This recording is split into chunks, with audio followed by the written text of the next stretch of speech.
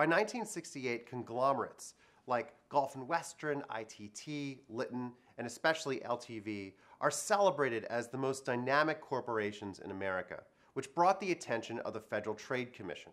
The Federal Trade Commission, the FTC, began to wonder if these companies were in fact violating monopoly laws. Even though they were in different industries, there was a sense that they were so big, how could they not dampen competition?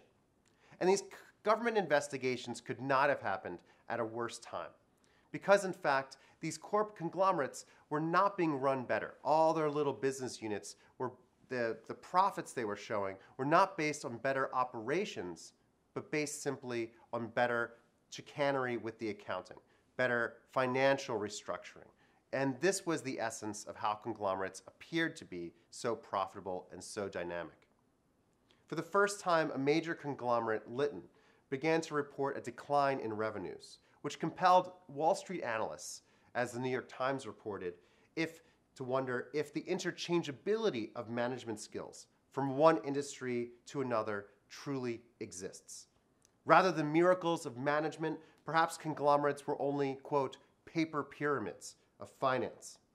SEC Chairman Hamer Budge told Time magazine that, quote, conglomerate financing offered only an illusion of security with only apparent improvements. The secret to success here was complex accounting, not managerial genius.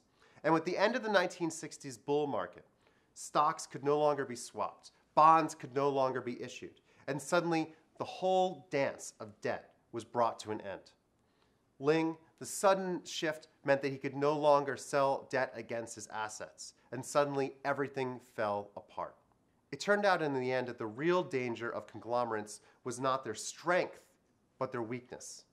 They had fundamentally disrupted investment during the 1960s, creating paper pyramids of finance. And though we think of this as something that happened in the 1980s, this is truly the roots of financialization, the shift of the American economy away from manufacturing and production as the goal of our large corporations towards finance. And though there were reforms and critiques of these accounting methods, they become now disseminated not just among the wheeling and dealing Texas oil men, but in fact our most venerable investment banks on Wall Street.